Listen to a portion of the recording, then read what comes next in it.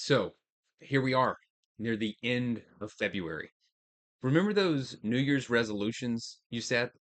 How many are you still actually doing? Did you say you'd work out every day, post consistently, write that book, build that business? And how long did that last? A week? 2 weeks? A month? I mean, you started strong, you were motivated, you were all in, and then you stopped. Not because you didn't know what to do next, not because the plan wasn't good, but because one day you didn't feel like it and you let that feeling decide. Here's the problem: you're waiting to feel like doing it, and you're never going to feel like it. So let me tell you something that might help. You don't have to like it, you just have to do it. So let's be clear about what's actually happening here. You're not failing because you lack the knowledge. You're not failing because the goal is too hard. You're not failing because you don't have the right system. You are failing because you're waiting to feel motivated before you take action. And that's the trap.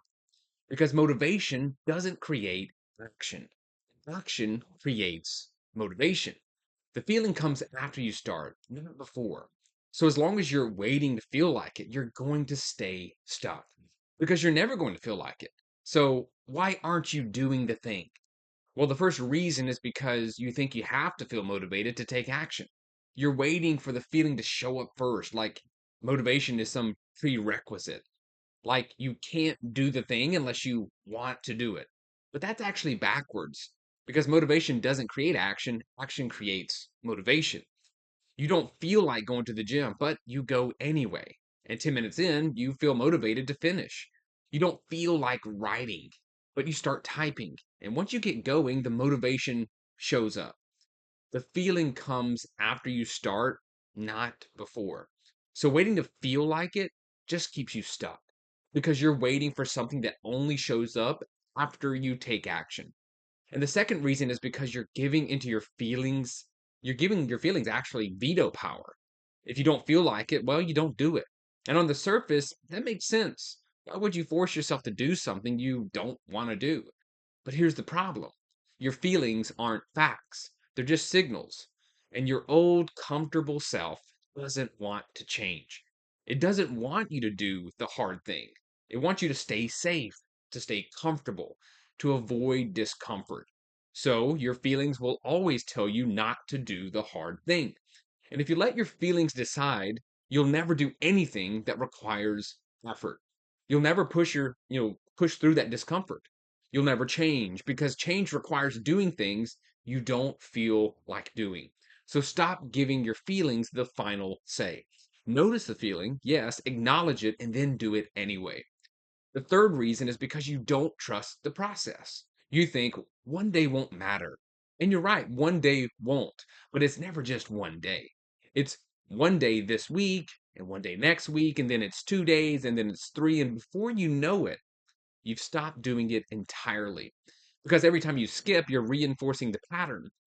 You're teaching yourself that the commitment is optional, that you can negotiate with yourself, that it's okay to quit when you don't feel like it. And those days will add up to weeks, to months, to years of not doing the thing you said you would do. So, no, one day doesn't matter, but the pattern does. And if you keep using one day won't matter as an excuse, you will never build the habit because habits aren't built by doing it when you feel like it. They're built by doing it even when, especially when you don't feel like it. And the fourth reason is because you're looking for immediate proof that it's actually working. You posted the newsletter, no one reads it. You think it's not working. You walk the mile, the scale doesn't move. So you think it's pointless. You do the work, but you don't see the results. So you stop. But here's the thing: outputs lag behind inputs, likely. You don't get results immediately.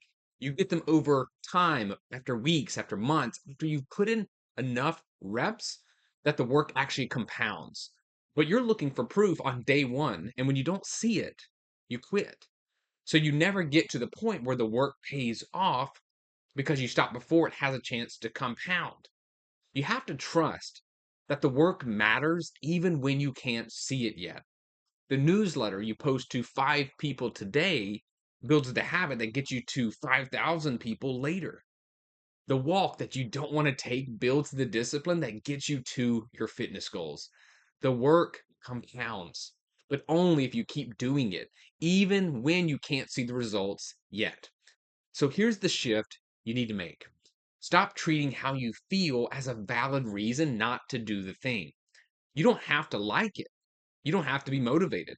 You don't have to even want to do it. You just have to do it anyway. Because here's the truth: the version of you that hits your goals doesn't wait to feel like it. They do it whether they feel like it or not. And the version of you that stays stuck, well, guess what? They let their feelings decide. So, which version are you going to be? What do you what do you do instead of all this feeling stuck, right? What do you do instead? Well, the first thing you need to do is to separate your feelings from your actions. Notice the feeling. Okay, I don't feel like doing this. Acknowledge it. That's fine. I don't have to feel like it. And then do it anyway.